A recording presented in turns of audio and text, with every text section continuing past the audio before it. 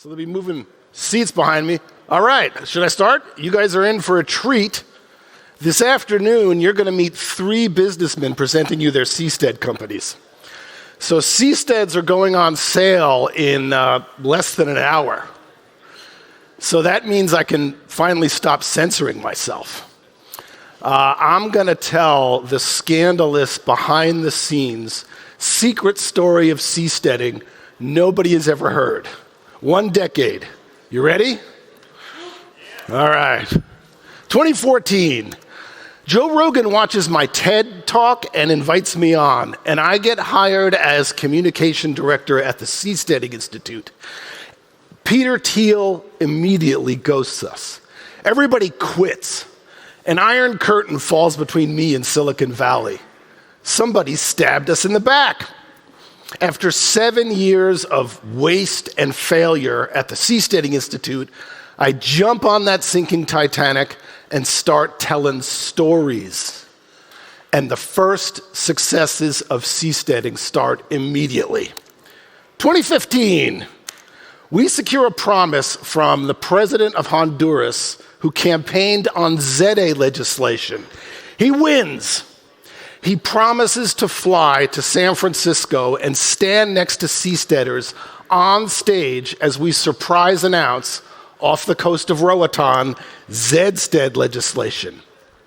A team of Honduran libertarians appointed by the president step off the plane in San Francisco and tell me they're each basing their presentations on my video stories, The 8 Great Moral Imperatives of Seasteading, which I made as a volunteer before Rogan.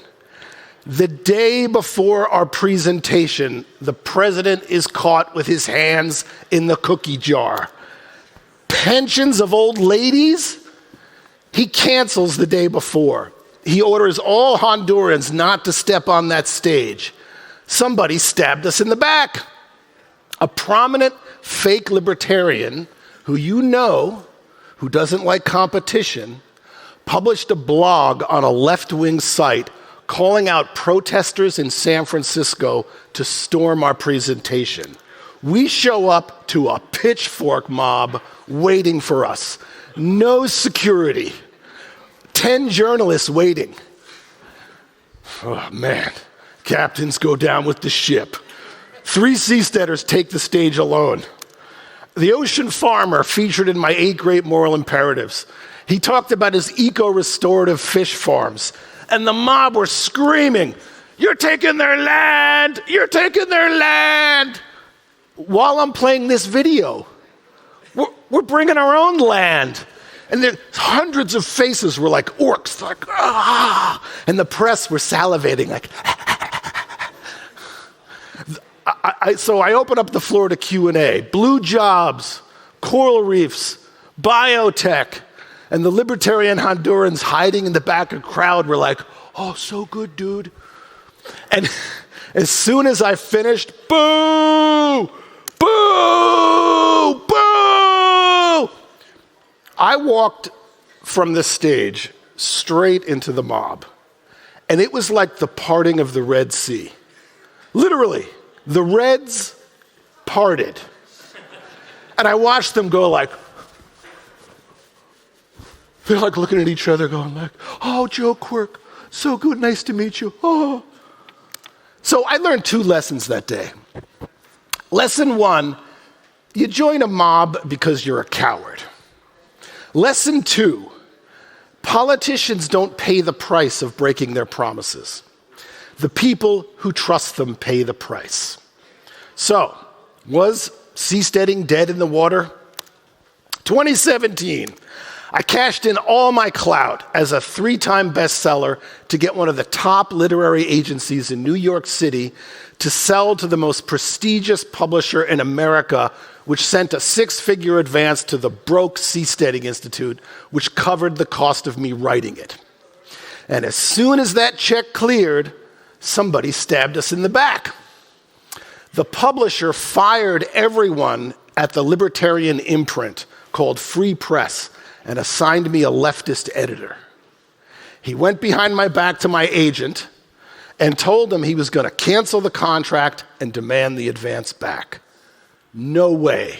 I did everything alone. I provided the cover. I provided all the images from volunteers I inspired. The book comes out with zero promotion from the publisher. 9 weeks later, Amazon bestseller. Young writers ask me,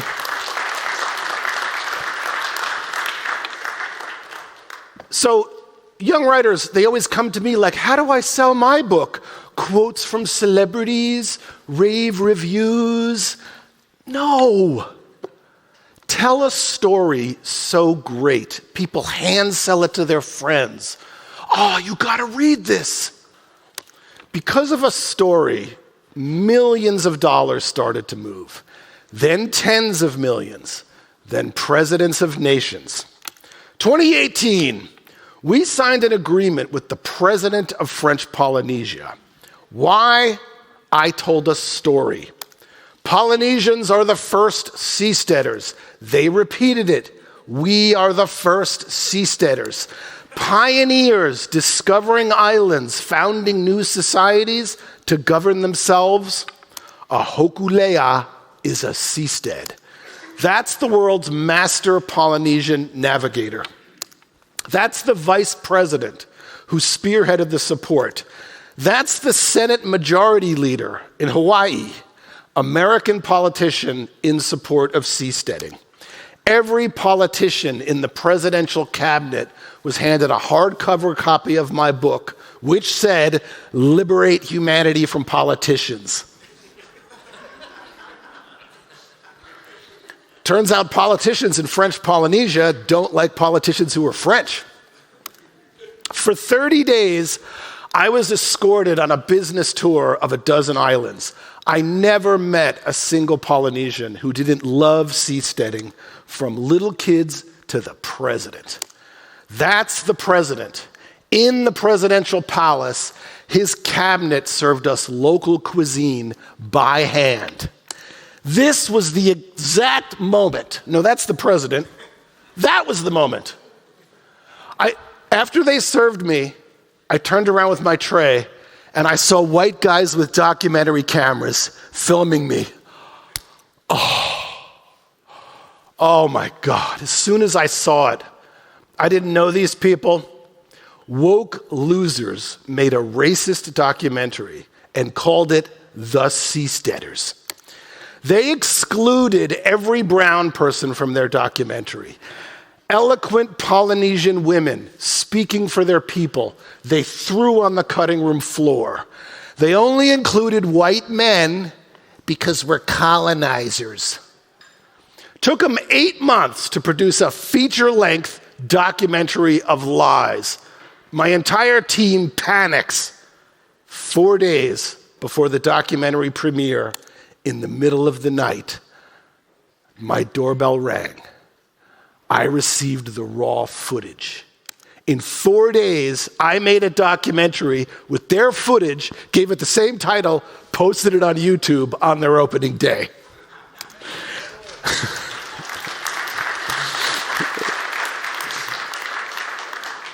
The liars attacked me on Twitter. Quirk is a racist. He let Polynesians speak. He let women speak. He's a colonizer. Tweet, tweet, tweet, tweet. Quirk, aren't you going to answer? I didn't respond once. I relegated them to obscurity and bankruptcy where haters belong. Libertarian lesson: when the lies are published, do not respond. Do not feed their frame. The only way to win is to tell a bigger story that's better than media lies. The Polynesians watched my documentary, not theirs, and seasteading hit escape velocity. The book took the island nations by storm, hand selling it across the seas. That's the president of Kiribati posing with my book. Here's a leader from the Marquesas Islands posing with my book. In 2018, seasteading was going to start in the center of the blue frontier with a promise from a country that controlled an area of ocean the size of Western Europe. And more island nations were competing to be the next seasteaders. What could possibly go wrong? Democracy. Democracy destroys, as Frank Karsten taught us at this conference. A national election approached. The challenger was a hopeless loser with the voters. If only she had something to associate with the popular president and make people hate him. PSYOP. We were blindsided by a coordinated international media campaign all in one day. They compared seasteading to nuclear bomb testing, which gave cancer to Polynesian children. They said Peter Thiel drinks vampire blood. I've never met Peter Thiel. Once again, the press were salivating. An unemployed man made himself famous, threatening to beat me up. I'm not going to let that billionaire, Joe Quirk, take our fishing rights. Another unemployed man made himself a national hero, threatening to blow up the seastead. A third of the country watched his video. His wife told him to stop, and his wife said, "Stop threatening terrorism in your videos." He publicly threatened to beat his wife. He was so popular, he ended up running for office. Democracy. Don't you believe in democracy? The government ghosted us. Our president won. It didn't matter. He didn't need us anymore. The loser failed to win votes, but she destroyed the Seastead project. Libertarian lesson. Nobody cares about facts or evidence. The tribal ape cares about heroes and villains, stories. First Seasteaders is good, but vampire blood is better. The liars beat me. To turn the tide of seasteading, we needed a bigger, better, true story. It came a week later. Chad and Nadia were such devoted volunteers at Blue Frontiers, they moved to the obscure island in French Polynesia where we were going to build. As soon as Chad got rich on Bitcoin, he invested close to a quarter of his wealth in my company, Blue Frontiers. And Chad always said the same thing. Stop talking. Build something. You're letting people imagine all these bad things. Turns out Chad was right. Chad won an argument using reason and evidence. Nobody cares.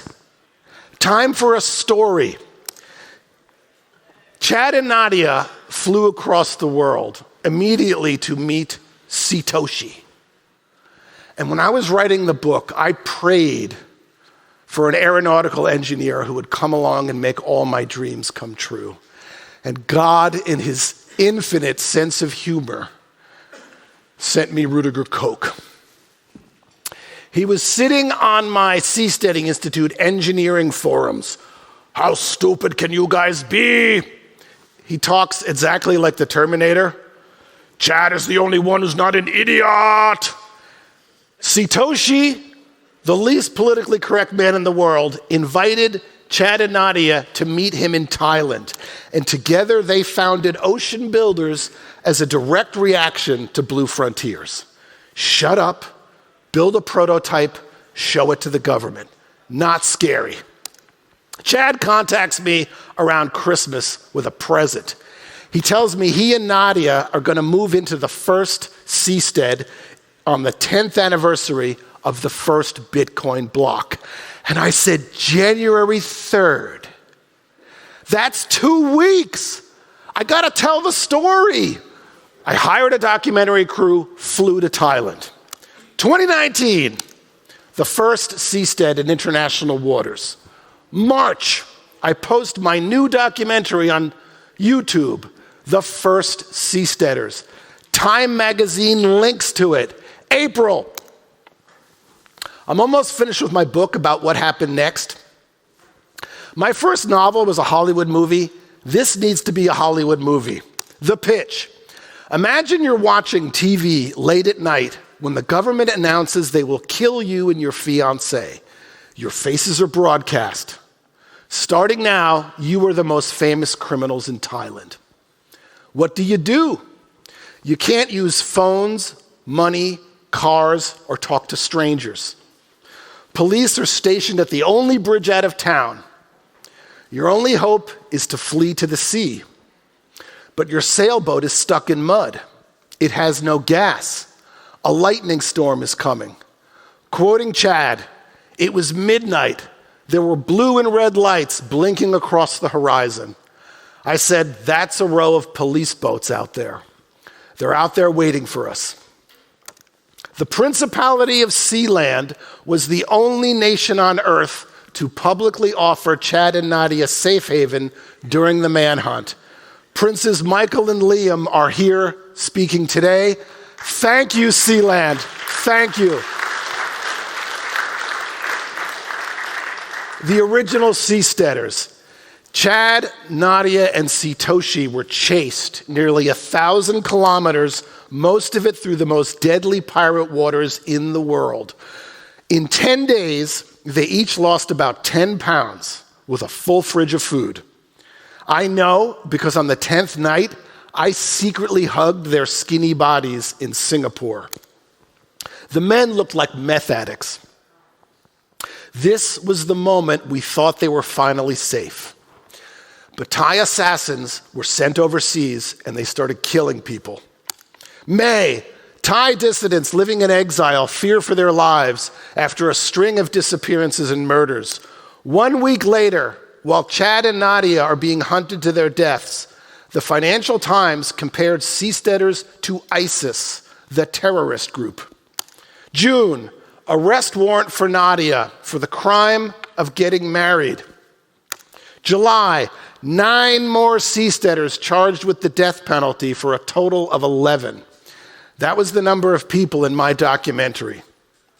3 weeks later, we're all in Panama on the opposite side of the planet, third government in 4 years to welcome Seasteaders. Seasteading superstar Aldo Antinori, who is here today, helped us tell the story of seasteading to 5 government departments, including the presidency. Thank you, Aldo. I love you.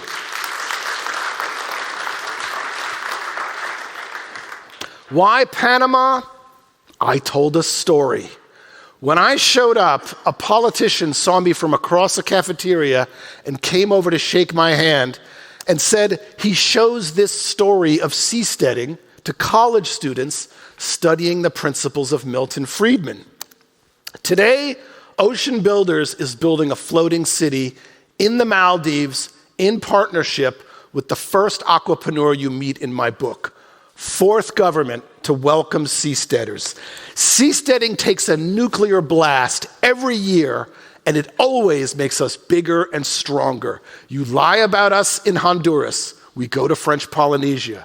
You destroy us in French Polynesia, we go to international waters. You try to kill the first seasteaders. They go to the other side of the planet and break the Guinness Book of World Records. Banks cancel their accounts. Satoshi switches to Bitcoin, pays his 25 workers, and builds a floating pillar on the sea. The story of seasteading is robust, anti-fragile, decentralized, global. You regulate them to death in Panama. They close a deal to build a floating city in the Maldives, who I pitched in 2015. What died in French Polynesia is born again in the Maldives with better tech, with Chad's company.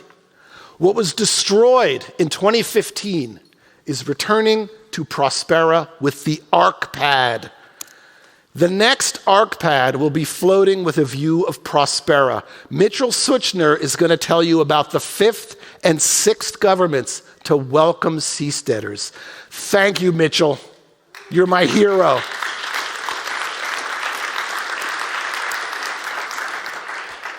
More happy endings. In 2027, Mason's LibreArcs is going to be the modern Hokulea of Polynesians. Thank you, Mason.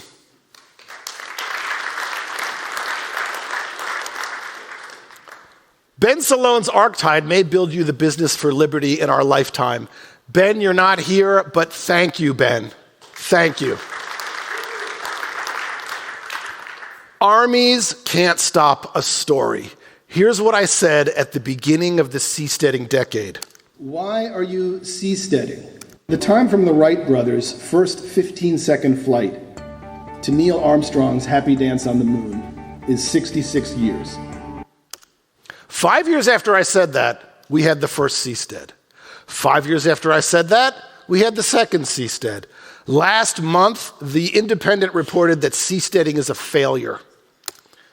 5 years after the Wright brothers flew, journalists were still saying that flight is impossible. Babies born that year would be enjoying civilization in the skies. Give people a story, they'll move mountains. So listen to the rest of the story coming next, told by Mitchell, Mason, and the Princes of Sealand, and I'll see you on this arc pad off the coast of Prospera. Chip in and buy one. Thanks for listening.